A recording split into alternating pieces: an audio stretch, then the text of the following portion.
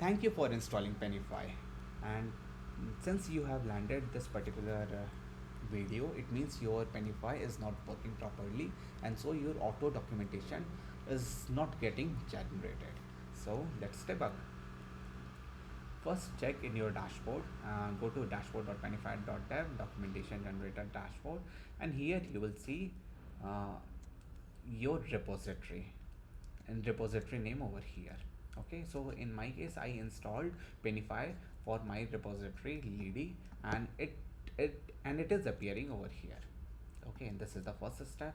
In the next step, what you need to do is go to settings, go to GitHub apps, and see if penify.dev is shown here, like it's present here or not.